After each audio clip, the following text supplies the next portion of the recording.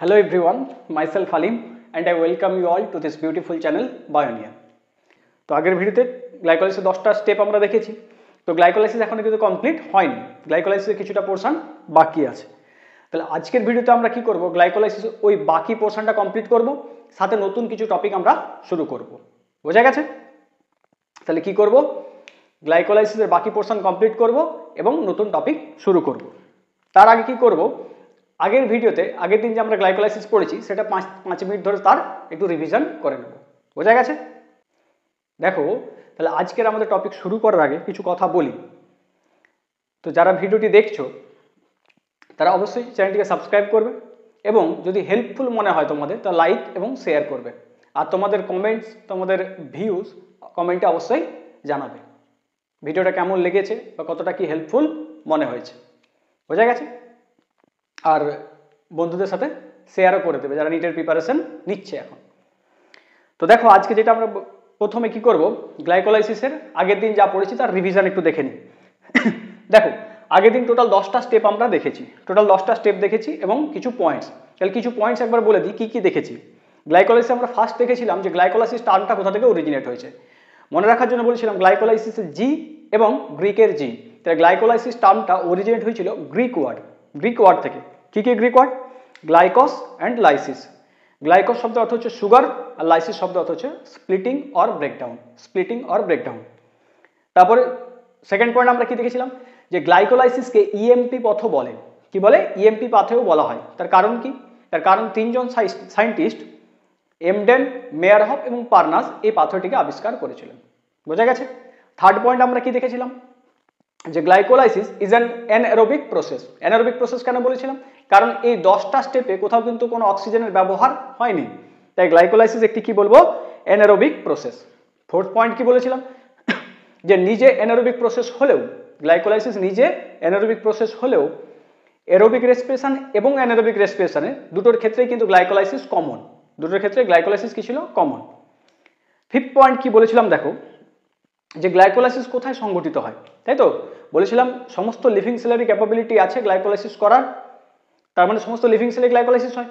সেলের কোথায় হয় না, সেলের সাইটোপ্লাজম বা সাইটোসলে গ্লাইকোলাইসিস সংঘটিত হয়। কেন হয়? তার কারণ সাইটোপ্লাজম বা সাইটোসলে গ্লাইকোলাইসিসের জন্য প্রয়োজনীয় এনজাইমগুলো পাওয়া যায়। বোঝা গেছে? তারপরে পয়েন্ট কি বলেছিলাম, যে দেখো গ্লাইকোলাইসিসের মূল কথা কি, গ্লুকোজকে ভাঙো, সেখান থেকে দুটো পাইরুভিক অ্যাসিড তৈরি করো এবং এর ফলে যে এনার্জি রিলিজ হবে সেটাকে এটিপি এবং এনএডিএইচ রূপে সঞ্চিত করে রেখে দাও। তাই তো? তার মানে গ্লুকোজকে ভেঙে দুটো পাইরুভিক অ্যাসিডে রূপান্তরিত করার কথা ছিল। দেখো, তাহলে গ্লুকোজ 6 কার্বন কম্পাউন্ডকে ভেঙে দুটো 3 কার্বন কম্পাউন্ড পাইরুভিক অ্যাসিডে পরিণত হয়েছিল। গ্লুকোজ দুটো 3 কার্বন কম্পাউন্ড পাইরুভিক অ্যাসিডে পরিণত হয়েছিল। তাহলে এটা কিন্তু সিঙ্গেল স্টেপে হয় না। বলেছিলাম it is not a single step reaction. এখানে টোটাল কটা স্টেপ থাকে? 10টা স্টেপ থাকে। কথা বলে তাই এটা বলেছিলাম, এবং প্রত্যেকটা স্টেপের জন্য আলাদা আলাদা এনজাইম লাগছিল। তাই এটাকে আমরা কি বলেছিলাম, it is a 10 step 10 enzyme reaction. বোঝা গেছে পয়েন্টগুলো? এই ছিল পয়েন্ট। তারপরে 10টা রিঅ্যাকশন আমরা বলেছিলাম। দেখো 10টা স্টেপ কি কি ছিল, এবার রিভিশন করে নাও। দেখো, প্রথমে ছিল গ্লুকোজ 6 ফসফেটে রূপান্তরিত হয়েছিল। গ্লুকোজ 6 ফসফেটে রূপান্তরিত হয়েছিল। এর দরুন কি হয়েছিল, আমাদেরকে একটা এটিপি দিতে হয়েছিল, এখানে একটা এটিপি খরচ হয়েছিল।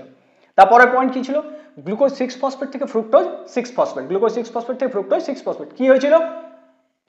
শুধুমাত্র স্ট্রাকচারে চেঞ্জ হয়েছিল।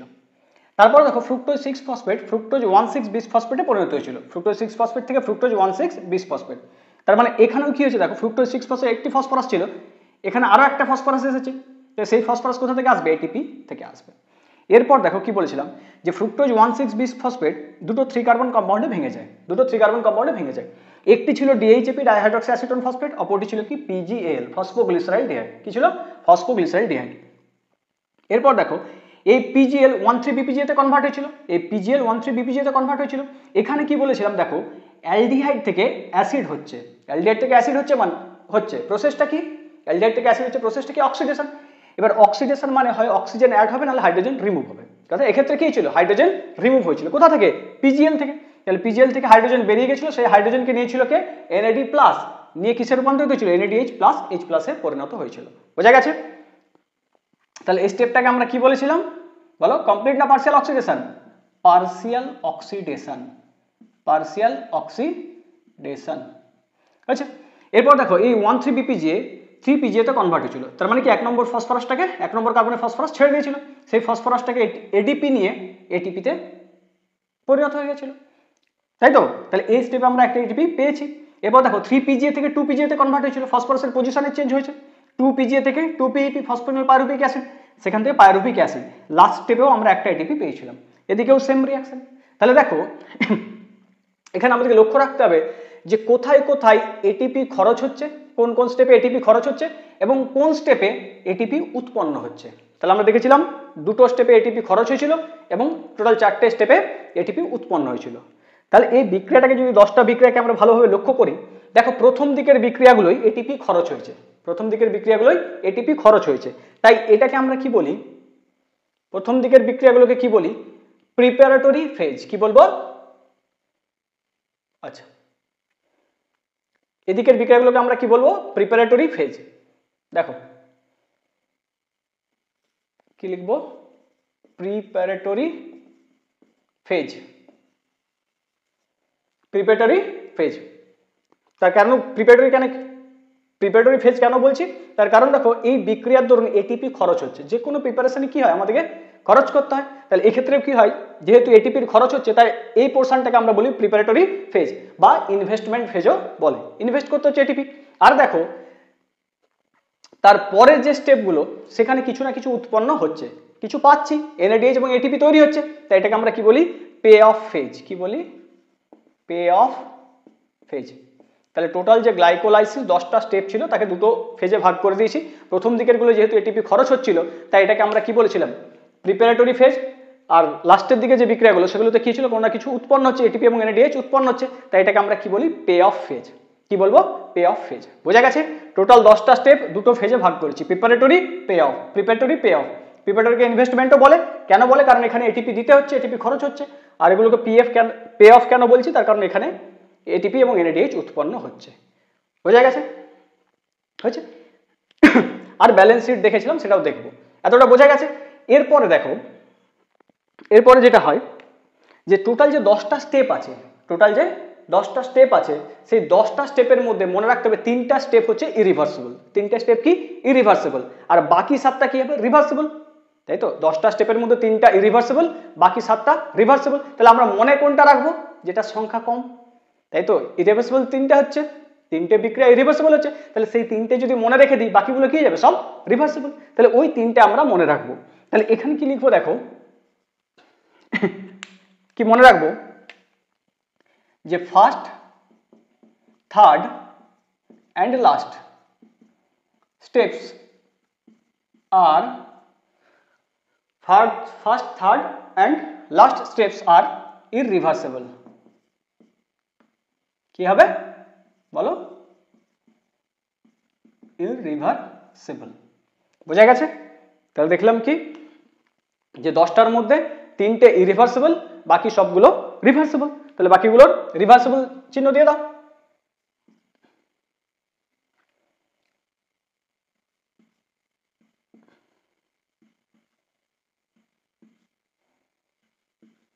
এক, 3 আর লাস্ট বাদ দিয়ে বাকি সবগুলো কি বললাম, রিভার্সিবল। বাকি সবগুলোকে কি বললাম, রিভার্সিবল রিঅ্যাকশন। তাহলে ফার্স্ট, থার্ড এন্ড লাস্ট আর ইরিভার্সিবল, বাকি সবগুলো রিভার্সিবল। বোঝা গেছে? এরপরে দেখো আমি বলেছিলাম 10টা স্টেপ বোঝানোর সময়, পড়ানোর সময় বলেছিলাম যে কেবলমাত্র একটি এনজাইমের কথা এনসিইআরটিতে উল্লেখ আছে, তার নাম কি, হেক্সোকাইনেজ। কোন স্টেপে ব্যবহার হয়, এই হেক্সোকাইনেজ কোন স্টেপে আসে বলো, ফার্স্ট স্টেপ, তাই তো, ফার্স্ট স্টেপে আসে। গ্লুকোজ থেকে গ্লুকোজ 6 ফসফেটে রূপান্তরণের দরুন কোন এনজাইম লাগে, হেক্সোকাইনেজ। কোন এনজাইম, হেক্সোকাইনেজ। দেখো তারপরে আরো একটা এনজাইমের কথা বলেছিলাম, যেটা হচ্ছে তোমার ফ্রুক্টোজ 6 ফসফেটকে ফ্রুক্টোজ 1,6 বিসফসফেটে পরিণত করেছিল, তার নাম কি ছিল, ফসফোফ্রুক্টোকাইনেজ। শর্টে আমরা কি বলতাম, পিএফ কে। শর্টে কি বলি, পিএফ কে। বলেছিলাম এর একটু আলাদা ইম্পর্টেন্স আছে, তাই এর নামটা বলেছি। দেখো এর ইম্পর্টেন্স কি, আলাদা ইম্পর্টেন্স কি আছে দেখো, এই পিএফকে কে, ফসফোফ্রুক্টোকাইনেজকে বলা হয় পেসমেকার। কি বলা হয়, পেসমেকার অর চিফ রেগুলেটর। কি বলা হয়, চিফ রেগুলেটর, পেসমেকার और chief regulator of glycolysis. Lysis কেন বলা হয় দেখো, তাহলে পেসমেকার বা চিফ রেগুলেটর কেন বলা হয়? চিফ রেগুলেটর নামটা দেখে বুঝতে পারছো, রেগুলেট করবে। কাকে রেগুলেট করে? গ্লাইকোলাইসিসকে। এই পিএফ কে কি করে? টোটাল গ্লাইকোলাইসিসটাকে রেগুলেট করে। কিভাবে করবে? দেখো দুটো কন্ডিশন আমরা ভাবছি। ফার্স্ট কন্ডিশন যদি দেখি যে সেলের মধ্যে সাফিসিয়েন্ট এটিপি আছে। ফার্স্ট কন্ডিশন কি? If sufficient ATP are available in cell. যদি সেলের মধ্যে সাফিসিয়েন্ট এটিপি থাকে তাহলে কি হবে? আমরা গ্লুকোজকে কেন ভাঙছিলাম? গ্লাইকোলাইসিস প্রক্রিয়া চালাচ্ছিলাম কেন? যে গ্লুকোজকে ভেঙে সেখান থেকে এটিপি তৈরি করবো। আর সেলে যদি সাফিসিয়েন্ট এটিপি থাকে তাহলে গ্লুকোজকে ভাঙার দরকার নেই। তখন পিএফ কে কি করবে? গ্লাইকোলাইসিসকে রিভার্স ডাইরেকশনে নিয়ে যাবে। বোঝা গেছে? ফার্স্ট কন্ডিশন কি? যে সেলের মধ্যে যদি সাফিসিয়েন্ট এটিপি থাকে তাহলে আর গ্লুকোজ ভাঙার দরকার নেই। তখন পিএফ কে কি করে? গ্লাইকোলাইসিসকে রিভার্স ডাইরেকশনে নিয়ে যাবে যাতে গ্লুকোজ আর না ভাঙে। সেকেন্ড কন্ডিশন দেখি। সেকেন্ড কন্ডিশন কি? যে সেলের মধ্যে সাফিসিয়েন্ট এটিপি নেই, সেলের মধ্যে সাফিসিয়েন্ট এটিপি নেই, তাহলে কি হবে? এটিপি তৈরি করতে হবে, তার মানে গ্লুকোজকে ভাঙতে হবে। তখন পিএফ কে কি করে? গ্লাইকোলাইসিসকে ফরওয়ার্ড ডাইরেকশনে নিয়ে যায়। বোঝা গেছে? তাহলে ফসফোফ্রুক্টোকাইনেজ বা পিএফ কে পেসমেকার বা চিফ রেগুলেটর কেন বলছি? তার কারণ গ্লাইকোলাইসিসের রেটকে নিয়ন্ত্রণ করে। কিভাবে করে? না যদি সাফিসিয়েন্ট এটিপি থাকে তাহলে রিভার্স ডাইরেকশনে নিয়ে যাবে, আর যদি সাফিসিয়েন্ট এটিপি না থাকে তাহলে ফরওয়ার্ড ডাইরেকশনে নিয়ে যাবে। কথা বোঝা গেছে?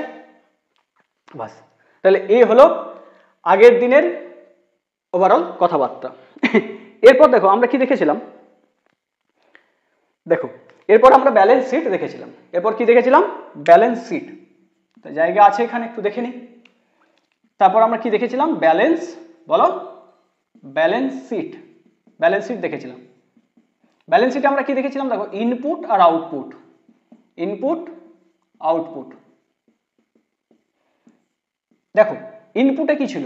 ওয়ান মলিকুল গ্লুকোজ, তাই তো?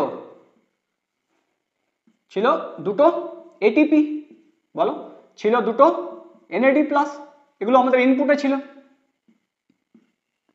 এর থেকে আউটপুট কি পেয়েছিলাম? দুটো পাইরুভিক অ্যাসিড, চারটে এটিপি, দুটো এনএডিএইচ আর দুটো H2। বোঝা গেছে? এই ছিল ইনপুট আর আউটপুট। এবার দেখো আমরা এখানে বলেছিলাম যে তাহলে নেট গেন কি কি হয়েছে। নেট গেন মানে কি? কতটা উৎপন্ন হয়েছে এবং সেখান থেকে যে খরচ হয়ে গেছে সেটা বাদ দিতে হবে, তারপরে যেটা পড়ে থাকবে সেটাকে আমরা বলবো নেট গেন। সেটাকে কি বলবো? Net gain. তাহলে এই ক্ষেত্রে দেখো নেট গেন কি কি হয়েছে। তাহলে নেট গেন বলতে পারি দুটো পাইরুভিক অ্যাসিড হয়েছে প্লাস 4 - 2 সমান 2 এটিপি। 4 - 2 কেন করলাম? চারটে তৈরি হয়েছিল, তাই তো? চারটে তৈরি হয়েছিল, দুটো খরচ হয়ে গেছে, তাহলে 4 - 2 করলাম plus 2 NADH plus 2H2O plus কি 2H2O। তাহলে দেখো গ্লাইকোলাইসিসে সবগুলো আমরা 2-2 অণু করে পেয়েছি, সবগুলো আমরা 2-2 আছে। তাহলে আগের দিনের যা যা পড়েছিলাম দেখো একটা স্লাইডের মধ্যে রিভিশন হয়ে গেছে। বোঝা গেছে? দেখে নাও একবার।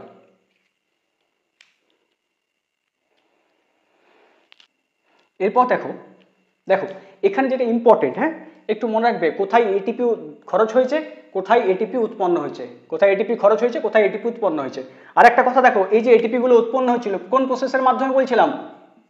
এসএলপি। কি বলেছিলাম? SLP, substrate level phosphorylation. Substrate level phosphorylation কাকে বলেছিলাম? যে এডিপি থেকে এটিপি তৈরি পদ্ধতির নাম ফসফোরাইলেশন। এডিপিতে একটা এক্সট্রা ফসফরাস আসবে, এটিপি তৈরি হবে, পদ্ধতির নাম ফসফোরাইলেশন। এবার এই এক্সট্রা ফসফরাসটা এডিপি কে যদি ডাইরেক্ট সাবস্ট্রেট দেয়, কে দেয়? ডাইরেক্ট সাবস্ট্রেট দেয়, তাহলে বলবো সাবস্ট্রেট লেভেল ফসফোরাইলেশন। বোঝা গেছে? তাহলে এই যে এটিপি গুলো উৎপন্ন হচ্ছিল কোন প্রসেসের মাধ্যমে? এসএলপির মাধ্যমে। বোঝা গেছে?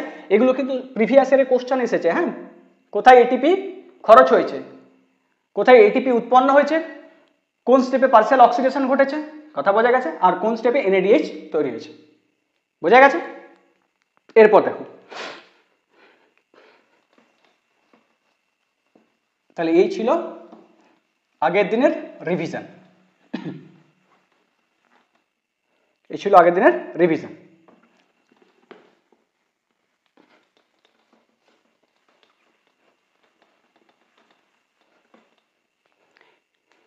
এরপর আমরা যে পয়েন্টগুলো দেখবো, দেখো তাহলে এতক্ষণ কি দেখলাম? যে আগের দিনের টোটাল রিভিশন। আচ্ছা 5 মিনিট বলেছিলাম, 10-15 মিনিট হয়ে গেছে। দেখো এরপর তাহলে আমরা দেখলাম কি, যে গ্লাইকোলাইসিসের কি প্রোডাক্টটা কি। তাহলে আমরা বলবো যে pyruvic acid PA is the কি প্রোডাক্ট অফ গ্লাইকোলাইসিস, কি বলবো যে পাইরুভিক অ্যাসিড ইজ দ্য কি প্রোডাক্ট অফ গ্লাইকোলাইসিস, কি প্রোডাক্ট অফ গ্লাইকোলাইসিস। তাহলে গ্লাইকোলাইসিস কি প্রোডাক্টের নাম কি? Pyruvic acid.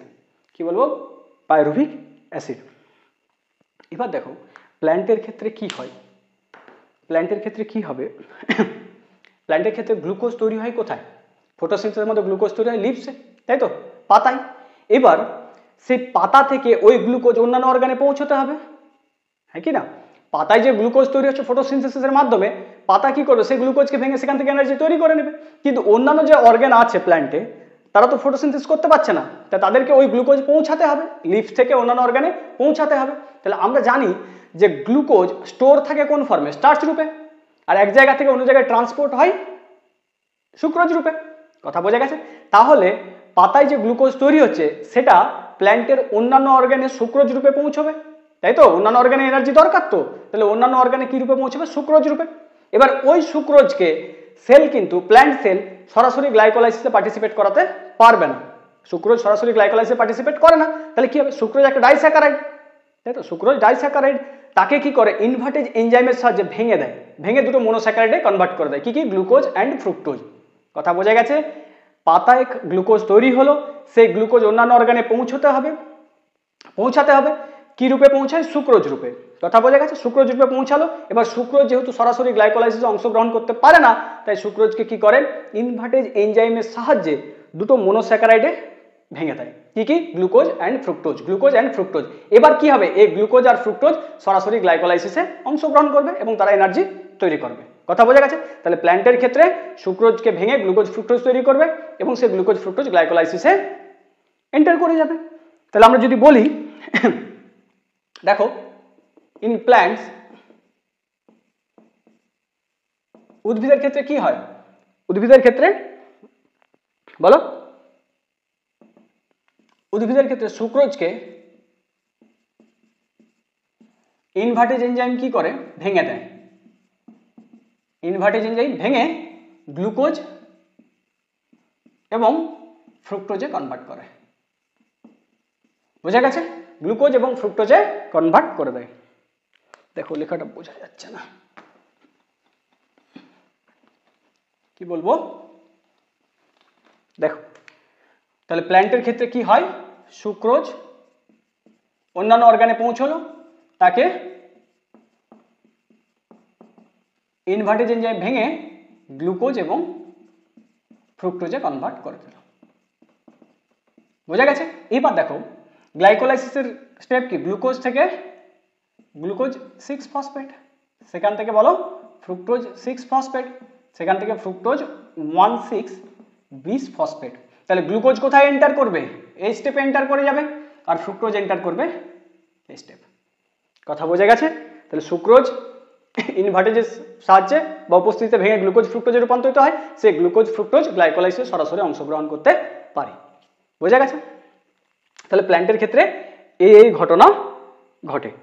এবার দেখো যেটা বলছি, এতটা বোঝা গেছে? এরপরে দেখো কি হয়। তাহলে আমরা পড়লাম গ্লাইকোলাইসিস প্রায় শেষের দিকে, গ্লাইকোলাইসিস প্রায় শেষের দিকে। দেখো গ্লাইকোলাইসিসে কি হয়? আমি যখনই গ্লাইকোলাইসিস পড়িয়েছি কার্বন, সমস্ত কম্পাউন্ডের কিন্তু কার্বন সংখ্যা কত, কার্বন কম্পাউন্ড সেটা উল্লেখ করেছি, তার গুরুত্বটা কোথায় দেখো। তাহলে এই গ্লুকোজ আমরা জানি 6 কার্বন কম্পাউন্ড, ভেঙে গেল যে দুটো 3 কার্বন কম্পাউন্ড পাইরুভিক অ্যাসিড তৈরি করলো। দেখো 6 কার্বন থেকে দুটো 3 কার্বন কম্পাউন্ড পেয়েছি, 6 কার্বন কম্পাউন্ড থেকে দুটো 3 কার্বন কম্পাউন্ড পেয়েছি। তার মানে এখানে কি কোথাও কার্বনের লস হয়েছে? কোথাও কার্বনের লস হয়েছে? হয়নি। তাই তো 6 কার্বন গ্লুকোজ ছিল, দুটো 3 কার্বন পাইরুভিক অ্যাসিড, তার মানে 6 কার্বন ছিল, 6 কার্বন তৈরি হয়ে গেছে, কোথাও কোনো কার্বনের লস হয়নি। কার্বনের লস হয়নি তার মানে দেখো যে কোনো প্রসেসে রেসপিরেশন একটু মনে রাখবে, যদি সাবস্ট্রেট থেকে প্রোডাক্টে রূপান্তরিত হচ্ছে, সাবস্ট্রেট যদি 3 কার্বন কম্পাউন্ড, সাপোজ হচ্ছে 3 carbon compound, product 2 carbon compound হয়, তার মানে নিশ্চয়ই এইখানে দেখো, এইখানে কি হয়েছে? একটি কার্বনের লস হয়েছে। বলো এখানে কি হয়েছে? একটি কার্বনের লস হয়েছে। তাহলে সেই কার্বন কি হয়? CO2 রূপে বাইরে বেরিয়ে যায়। কথা বোঝা গেছে? রেসপিরেশনে মনে রাখবে যেখানে এই কার্বনের লস সেখানেই সেই কার্বন CO2 রূপে বাইরে বেরিয়ে যাবে। কথা বলে CO2 রূপে বাইরে বেরিয়ে যাবে। তাহলে এই বিক্রিয়ার দরুন CO2 বাইরে বেরিয়ে যাচ্ছে, তাই এটাকে আমরা কি বলি? এই প্রসেসটাকে বলি ডিকার্বক্সিলেশন। কি বলি বল? ডিকার্বক্সিলেশন। কার্বন ডাইঅক্সাইড বেরিয়ে যাচ্ছে বিক্রিয়ার দরুন, তাই এই বিক্রিয়াটাকে আমরা কি বলবো? ডিকার্বক্সিলেশন। কথা বোঝা যাচ্ছে? কি বলবো? ডিকার্বক্সিলেশন। তাহলে যেখানে কার্বনের লস সেখানে CO2, সেই কার্বন CO2 রূপে বাইরে বেরিয়ে যাবে, প্রসেসটাকে বলবো ডিকার্বক্সিলেশন। তাহলে যদি আমার কোশ্চেন করে যে গ্লাইকোলাইসিসে টোটাল কতগুলো ডিকার্বক্সিলেশন ঘটে, গ্লাইকোলাইসিসে টোটাল কতগুলো ডিকার্বক্সিলেশন ঘটে, কি বলবে? বলো, কি বলবে? গ্লুকোজ ছিল 6 কার্বন, দুটো 3 কার্বন পাইরুভিক অ্যাসিড তৈরি করেছে, তার মানে কার্বনের কোনো লস হয়নি, তার মানে কোনো কার্বন CO2 রূপে বাইরে বেরোয়নি, তাহলে number of decarboxylation in glycolysis 0। কি বলবো? 0। বোঝা গেছে? তাহলে এখানে যদি কখনো কোশ্চেন আসে, দেখো যদি কোশ্চেন আসে যে number of decarboxylation, number of decarboxylation in glycolysis, যে গ্লাইকোলাইসিসের ডিকার্বক্সিলেশনের সংখ্যা কত, তাহলে কি বলবো? 0। বোঝা গেছে? তাহলে ডিকার্বক্সিলেশন কি? যেখানে যে প্রক্রিয়ার দরুন কার্বনের লস হবে সেই কার্বন CO2 রূপে বাইরে বেরিয়ে যায়, সেই প্রসেসটাকে আমরা বলি ডিকার্বক্সিলেশন। গ্লাইকোলাইসিসে কোনো কার্বনের লস নেই, তার মানে নাম্বার অফ ডিকার্বক্সিলেশন 0। বোঝা গেছে? দেখো এরপরে আমরা যেটা আসবো, বোঝা গেছে? তাহলে আমরা একটা পয়েন্ট বলেছিলাম যে glycolysis is common for both aerobic and anaerobic respiration, তাই তো? এরোবিক রেসপিরেশন এবং অ্যানারোবিক রেসপিরেশনের ক্ষেত্রে গ্লাইকোলাইসিস কমন, তার মানে কি কোনো পার্থক্য নেই দুটোর মধ্যে? কথা সেটাই আমরা দেখবো যে এরোবিক গ্লাইকোলাইসিসে কি হয় এবং অ্যানারোবিকে কি হবে। কথা বোঝা গেছে? তাহলে আমরা একটা পয়েন্ট যে পড়েছিলাম যে কমন, সেটা এবারে দেখব।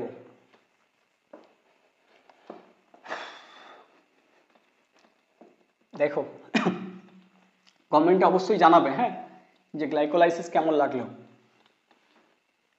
আর কে কোথা থেকে ভিডিওটি দেখছো অবশ্যই জানাবে, তাহলে বুঝতে পারবো। দেখো তাহলে বললাম কি যে গ্লাইকোলাইসিস যেহেতু কমন এরোবিক এবং অ্যানারোবিকের ক্ষেত্রে, তাহলে কি পার্থক্যটা কি আছে? প্রথমে দেখবো অ্যানারোবিক গ্লাইকোলাইসিস। কি দেখবো? অ্যানারোবিক, বলো, গ্লাইকোলাইসিস। কি বলবো? Anaerobic glycolysis. তারপরে কি দেখবো? Aerobic glycolysis. Aerobic glycolysis, aerobic glycolysis. Same 10টা স্টেপ সেম, কিন্তু সেম এরোবিক হোক কিংবা অ্যানারোবিক 10টা স্টেপ সেম। 10টা স্টেপ কি ছিল? আর লিখবো না 10টা স্টেপ, অনেকে ভাবছি এতবার লিখিয়ে দিয়েছি। দেখো গ্লুকোজ থেকে দুটো পাইরুভিক অ্যাসিড, এই ছিল টোটাল 10টা স্টেপ, তাই তো? আর এখানেও কি হবে? সেম, গ্লুকোজ থেকে দুটো পাইরুভিক অ্যাসিড 10টা স্টেপের মাধ্যমে। দেখো এর দরুন কি হয়েছিল? নেট গেইন কি হয়েছিল? দুই ক্ষেত্রেই দুটো এটিপি এখানে পেয়েছিলাম, দুটো NADH পেয়েছিলাম। বাকিগুলো লিখছি না, তার কারণ এখানে এনার্জির হিসাব কিতাব হবে। বোঝা গেছে? এখানেও কি হয়েছিল? দুটো এটিপি, বলো, দুটো এটিপি, দুটো NADH প্লাস H প্লাস। তা তফাৎটা কোথায়? তফাৎটা হচ্ছে, দেখো এই অ্যানারোবিক গ্লাইকোলাইসিসে যদি আমাদের নেট গেইন বলে, net gain of ATP in glycolysis বলুক, সিম্পল গ্লাইকোলাইসিস বলে কিন্তু আমরা অ্যানারোবিকই ধরবো ব্যাপারটাকে। কথা বোঝা গেছে? যদি বলে net gain of ATP in glycolysis, তার মানে কার কথা বলছে? অ্যানারোবিক গ্লাইকোলাইসিসের কথা বলছে। বোঝা গেছে? Net gain of ATP in glycolysis, তার মানে অ্যানারোবিক গ্লাইকোলাইসিসের কথা বলছে, তার মানে এটিপির গেইন কটা হবে? দুটো। এটিপির গেইন কটা হবে? দুটো। আর সেই দুটো এটিপি কোন প্রসেসের থ্রু তৈরি হয়েছিল? কোন প্রসেসের থ্রু উৎপন্ন হয়েছিল? SLP, substrate level phosphorylation. এরোবিকে দেখো ঘটনাটা কি হয়, এই যে দুটো NADH তৈরি হলো, এই যে দুটো NADH তৈরি হলো, এই NADH কি করে? একটি কমপ্লেক্সের মধ্য দিয়ে যায় যার নাম হচ্ছে ETS, ইলেকট্রন ট্রান্সপোর্ট সিস্টেম। কি বলবো? ইলেকট্রন ট্রান্সপোর্ট সিস্টেম, যেটা হচ্ছে তোমার মাইটোকন্ড্রিয়ার ইনার মেমব্রেনের মধ্যে উপস্থিত থাকে, ইনার মাইটোকন্ড্রিয়াল মেমব্রেনে থাকে। কমপ্লেক্সটার নাম কি? ETS। তাহলে এরোবিক গ্লাইকোলাইসিসের ক্ষেত্রে কি হয়? দেখো এই NADH, একখানা NADH কার মধ্য দিয়ে যায়? ETS এর মধ্য দিয়ে। কার মধ্য দিয়ে যায় বলো? ETS, electron transport system, ETS। এই ETS এর মধ্য দিয়ে গিয়ে তিনটে এটিপি তৈরি করে। তাহলে এরোবিক গ্লাইকোলাইসিস আমরা কি দেখলাম, যে এই যে দুটো এনএডিএইচ তৈরি হলো, এই এনএডিএইচ গুলো কি হয়, মাইটোকন্ড্রিয়ার ইনার মেমব্রেনে, মাইটোকন্ড্রিয়ার ইনার মেমব্রেনে যে কমপ্লেক্স আছে যার নাম আমরা কি বলছি ইটিএস, সেই ইটিএস এর মধ্য দিয়ে গিয়ে একটা এনএডিএইচ তিনটে এটিপি উৎপন্ন করে, একটা এনএডিএইচ তিনটে এটিপি উৎপন্ন করে। তাহলে এখানে দুটো এনএডিএইচ গিয়েছে, কটা এটিপি উৎপন্ন করে বলো, 6টা। বোঝা গেছে? একটা এনএডিএইচ তিনটে এটিপি উৎপন্ন করছে, দুটো কটা করবে, 6টা। তাহলে এই যে প্রসেসটা হয়, এখানে দেখো এনএডিএইচ এর অক্সিডেশন হয় এবং তার ফলে এটিপি তৈরি হয়। না বোঝা যায়নি? বোঝা গেছে? দেখো একটা বলেছিলাম এসএলপি, আর এই ক্ষেত্রে কি হয় দেখো, এনএডিএইচ এর অক্সিডেশন হবে, এনএডিএইচ এর অক্সিডেশন হবে, তার ফলে এটিপি উৎপন্ন হয়। তাই এই প্রসেসটাকে আমরা কি বলি, অক্সিডেটিভ ফসফোরাইলেশন। বলো কি বলি, অক্সিডেটিভ ফসফোরাইলেশন। ফসফোরাইলেশন কি বলবো, অক্সিডেটিভ ফসফোরাইলেশন, শর্টে বলবো ওপি। কথা বোঝা গেছে? তাহলে এনারোবিক গ্লাইকোলাইসিস সঙ্গে এরোবিক গ্লাইকোলাইসিস তফাৎটা কি, এনারোবিক সেম 10টা স্টেপ, এখানেও সেম, এখানে দুটো এটিপি দুটো এনএডিএইচ, দুটো এটিপি দুটো এনএডিএইচ, এখানে কিন্তু এই এনএডিএইচ গুলো ইটিএস এর মধ্য দিয়ে যায় না, এখানে ইটিএস এর মধ্য দিয়ে যায় না। তাহলে এখানে যদি বলে নেট গেইন অফ এটিপি, তাহলে 2, যে দুটো এসএলপি থ্রু তৈরি হয়েছিল, 4টে হয়েছিল, তাই তো 4টে হয়েছিল, দুটো খরচ হয়ে গেছে, তাহলে এই যে এটিপি গুলো পেলাম এটা এসএলপি থ্রু পেয়েছি। এরোবিক গ্লাইকোলাইসিস কি হয় দেখো, 10টা স্টেপ সেম, দুটো এটিপি দুটো এনএডিএইচ তৈরি হয়েছে, এই এনএডিএইচ গুলো ইনার মাইটোকন্ড্রিয়ালে অবস্থিত যে একটা কমপ্লেক্স আছে যার নাম হচ্ছে ইটিএস, তার মধ্য দিয়ে যাবে এবং একটা এনএডিএইচ তিনটে এটিপি উৎপন্ন করবে। কথা বোঝা গেছে? এবং সেই প্রসেসটার নাম কি হলো, অক্সিডেটিভ ফসফোরাইলেশন। কি বলবো, অক্সিডেটিভ ফসফোরাইলেশন। অক্সিডেটিভ কেন বলছি, তার কারণ এই এনএডিএইচ এর অক্সিডেশন হবে, তার ফলে এটিপি উৎপন্ন হবে, তাই নাম দিয়েছি অক্সিডেটিভ ফসফোরাইলেশন ওপি। কথা বোঝা গেছে? তাহলে যদি আমাকে বলে যে বলো নেট গেইন অফ এটিপি, যদি বলে net gain of ATP in aerobic glycolysis, যদি বলে net gain of ATP in aerobic glycolysis, তাহলে কি বলবো, 2 + 6 সমান 8। 2 কোন প্রসেসের থ্রু, এসএলপি, 6টা অক্সিডেটিভ ফসফোরাইলেশনের থ্রু তৈরি হয়েছে। বোঝা গেছে? এই হলো এরোবিক এবং এনারোবিক গ্লাইকোলাইসিসের কম্পারিজন। কথা বোঝা গেছে? তাহলে যদি কোশ্চেন করে net gain of ATP in glycolysis, simple glycolysis বলে এনারোবিক ভেবে অ্যান্সার দেবো, কত, 2 মলিকিউলস। আর যদি বলে net gain of ATP in aerobic glycolysis, তার মানে তারা কি বলছে, দুটো এসএলপি তো কাউন্ট করছোই, সাথে ওই যে এনএডিএইচ, দুটো এনএডিএইচ ইটিএস এ যে আরো 6টা এটিপি তৈরি করছে, সে দুটোকে একসঙ্গে কাউন্ট করে বলে দাও কত, 8। বোঝা গেছে? তাই তো, বাস। এরপর কি হয়, এরপর আমরা দেখব, দেখো তাহলে মোটামুটি নয়, গ্লাইকোলাইসিস কমপ্লিট, গ্লাইকোলাইসিস কমপ্লিট। এরপর গ্লাইকোলাইসিস তোমাদের কাজ কি হবে, কথা বোঝা গেছে? তাহলে গ্লাইকোলাইসিস কমপ্লিট, এরপরে কাজ কি হবে, গ্লাইকোলাইসিসটা একবার এনসিইআরটি থেকে পড়ে নেওয়া, তারপরে এনসিইআরটি বেসড যত তোমার কাছে কোশ্চেন আছে সলভ করবে, সে যে কোনো ইনস্টিটিউটের হোক, হয়ে যাবে সব। কথা বোঝা গেছে?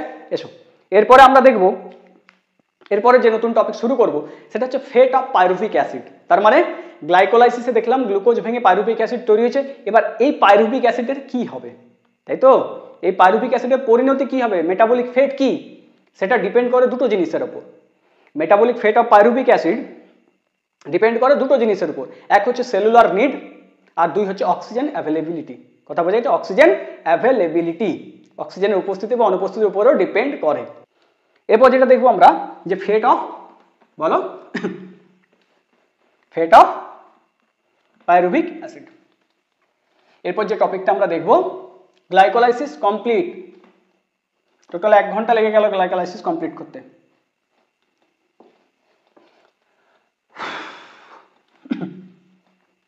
দেখো এরপর আমরা কি বলবো, হেডিং দেবো কি, ফেট অফ, ফেট মানে কি, মেটাবলিক ফেট, পরিণতি কি হবে, ফেট অফ পাইরুভিক অ্যাসিড। তাহলে এই যে পাইরুভিক অ্যাসিড তৈরি হলো 2 অণু, এদের পরিণতি কি হবে, দেখো এটা কার উপর ডিপেন্ড করে, এই সাইডটা কোশ্চেন করেছে, what is the metabolic fate of pyruvic acid, pyruvic অ্যাসিডের মেটাবলিক ফেট কি হবে। দেখো সেই জিনিসটা ডিপেন্ড করে, ডিপেন্ডস অন দুটো জিনিসের উপর, এক কি বললাম, সেলুলার নিড,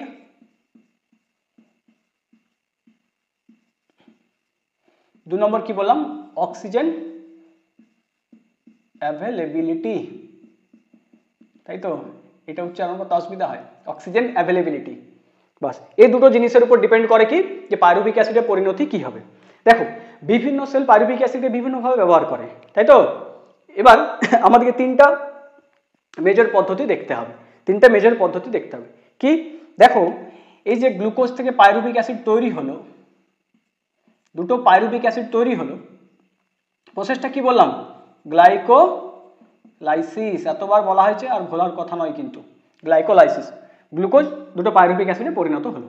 এরপর দেখো ওই সেলে যদি অক্সিজেন উপস্থিত থাকে, অক্সিজেন থাকে এবং মাইটোকন্ড্রিয়াও আছে, যেই সেলে গ্লুকোজ থেকে পাইরুভিক অ্যাসিড তৈরি হলো মানে গ্লাইকোলাইসিস হলো, সেই সেলে যদি অক্সিজেন উপস্থিত থাকে তার সাথে কি থাকে, মাইটোকন্ড্রিয়াও অ্যাভেলেবেল থাকে, তাহলে কি হবে, এই দুটো পাইরুভিক অ্যাসিড এন্টার করবে কোথায়, মাইটোকন্ড্রিয়ার মধ্যে এন্টার করে যায়।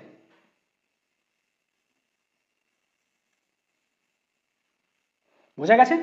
এই দুটো পাইরুভিক অ্যাসিড কি করবে, মাইটোকন্ড্রিয়ার মধ্যে এন্টার করে যাবে। এই দুটো পাইরুভিক অ্যাসিড মাইটোকন্ড্রিয়া ম্যাট্রিক্সে প্রবেশ করলো, এরপরে যে স্টেপগুলো হবে সেটাকে আমরা কি বলবো, এরোবিক রেসপিরেশন।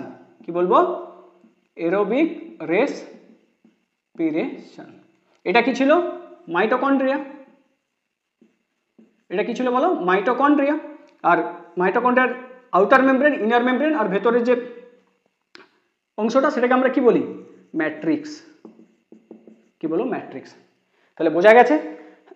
তাহলে পাইরুভিক অ্যাসিডের মেটাবলিক ফেট কি হবে, যে সেলে গ্লাইকোলাইসিস হচ্ছে মানে গ্লুকোজ থেকে পাইরুভিক অ্যাসিড, সেই সেলে যদি অক্সিজেন উপস্থিত থাকে এবং মাইটোকন্ড্রিয়াও থাকে, তাহলে ওই পাইরুভিক অ্যাসিড সাইটোপ্লাজম থেকে কোথায় চলে যাবে, ওই পাইরুভিক অ্যাসিড মাইটোকন্ড্রিয়া থেকে কোথায়, ওই পাইরুভিক অ্যাসিড সাইটোপ্লাজম থেকে কোথায় যাবে, মাইটোকন্ড্রিয়ার ম্যাট্রিক্সে গিয়ে কি হবে, এই পাইরুভিক অ্যাসিডের ফার্দার ব্রেকডাউন হবে, কথা বলছি, ফার্দার ব্রেকডাউন হবে, এবং সেই প্রসেসটাকে আমরা কি বলবো, এরোবিক রেসপিরেশন। কি বলবো, এরোবিক রেসপিরেশন। বোঝা গেছে? ব্যাস।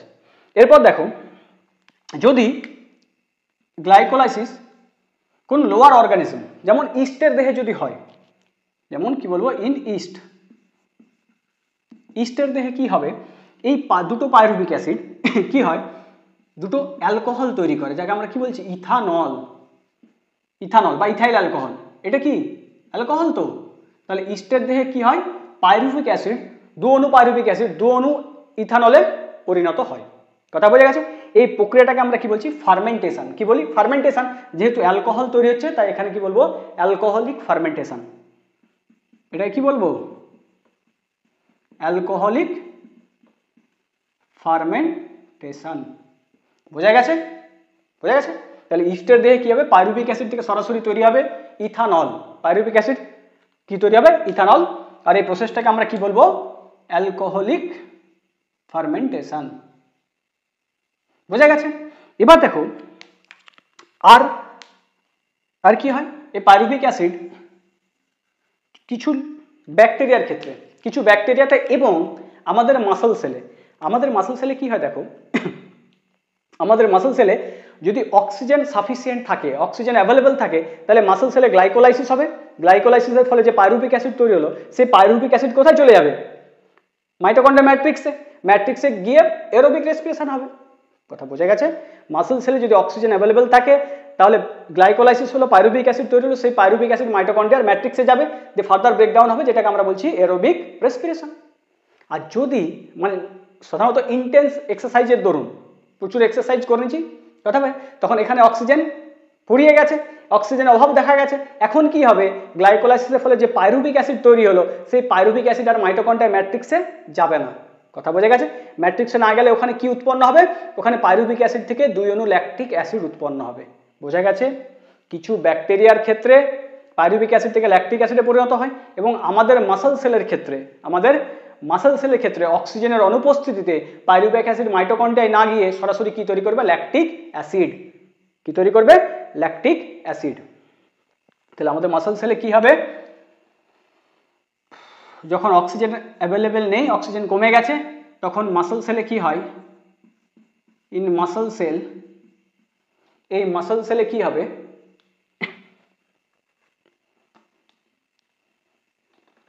যখন অক্সিজেন কমে গেছে তখন মাসল সেলে কি হবে দেখো, মাসল সেলে এই দুটো পাইরুভিক অ্যাসিড দুটো ল্যাকটিক অ্যাসিডে পরিণত হয়, ল্যাকটিক অ্যাসিডে পরিণত হয়। এটাও এক ধরনের ফার্মেন্টেশন। এখানে যেহেতু ল্যাকটিক অ্যাসিড তৈরি হচ্ছে তাই এটাকে আমরা কি বলবো বলো, এটাকে বলবো lactic acid fermentation, lactic acid fermentation. বলো কি বলবো, ল্যাকটিক অ্যাসিড ফার্মেন্টেশন। তাহলে এই হয়ে গেল metabolic fate of pyruvic acid. গ্লাইকোলাইসিসের ফলে যে পাইরুভিক অ্যাসিড তৈরি হলো তার কি হবে আরেকবার বলে দিই দেখো শর্টে। তার কি হবে না, যেই সেলে গ্লাইকোলাইসিস হচ্ছে সেই সেলে যদি অক্সিজেন উপস্থিত থাকে এবং মাইটোকন্ড্রিয়া থাকে, শুধু অক্সিজেন থাকলে হবে না, মাইটোকন্ড্রিয়া থাকতে হবে। তার কারণ একটা কেস আছে আরবিসির ক্ষেত্রে, আরবিসির মধ্যে সাফিসিয়েন্ট অক্সিজেন আছে কিন্তু মাইটোকন্ড্রিয়া না থাকার কারণে তারা এরোবিক রেসপিরেশন করতে পারে না। তাহলে শুধু অক্সিজেন থাকলেই হবে না, অক্সিজেনের সাথে যদি মাইটোকন্ড্রিয়া থাকে তাহলে কি হবে, এই পাইরুভিক অ্যাসিড সাইটোপ্লাজম থেকে কোথায় যাবে বলো, মাইটোকন্ড্রিয়া ম্যাট্রিক্সে গিয়ে কি হবে, এরোবিক রেসপিরেশন করবে। সে বাকি স্টেপগুলো পরে দেখবো, এরোবিক রেসপিরেশনের মধ্যে কি কি পড়ছে সেগুলো আমরা দেখবো। কথা বোঝা গেছে? তাহলে এটাকে আমরা কি বলছি, এরোবিক রেসপিরেশন। আর ইস্টের দেহে কি হয়, এই পাইরুভিক অ্যাসিড দু অণু ইথাইল অ্যালকোহল তৈরি করে, অ্যালকোহল তৈরি করে। তাই এই প্রসেসটাকে আমরা কি বলছি, ফার্মেন্টেশন। অ্যালকোহল তৈরি হচ্ছে তাই বলবো অ্যালকোহলিক ফার্মেন্টেশন, তাই বলবো অ্যালকোহলিক ফার্মেন্টেশন। আর দেখো কিছু ব্যাকটেরিয়ার ক্ষেত্রে এবং আমাদের মাসল সেলে যখন অক্সিজেন কম থাকে, আমাদের মাসল সেলে যখন অক্সিজেন কমে যায় তখন কি হয়, এই পাইরুভিক অ্যাসিড মাইটোকন্ড্রিয়া ম্যাট্রিক্সে না গিয়ে এখান থেকে কি করে, পাইরুভিক অ্যাসিড থেকে ল্যাকটিক অ্যাসিড তৈরি করে। তাহলে এটাকে আমরা কি বলি, ল্যাকটিক অ্যাসিড ফার্মেন্টেশন। কথা বোঝা গেছে?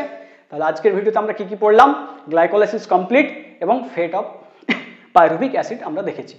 এরপরে আমরা কি করব না, এরপরে প্রথমে এরোবিক রেসপিরেশন দেখব, তাই তো, এরোবিক রেসপিরেশন দেখব, তারপরে ফার্মেন্টেশন। কথা বোঝা গেছে? তারপর আসবে কি, অ্যাম্ফিবোলিক পাথওয়ে কেন বলা হয়, তারপরে আরকিউ চ্যাপ্টার শেষ।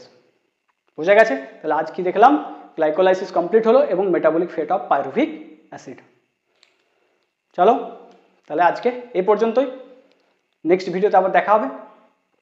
অবশ্যই তোমরা সাবস্ক্রাইব করবে, চ্যানেলটিকে সাবস্ক্রাইব করবে এবং তোমাদের ভিউজ, তোমাদের মতামত কমেন্টে জানাবে। বোঝা গেছে? চলো পরের ভিডিওতে আবার দেখা হবে। Thank you. আর হ্যাঁ, গ্লাইকোলাইসিস বোঝা গেল কিনা অবশ্যই জানাবে।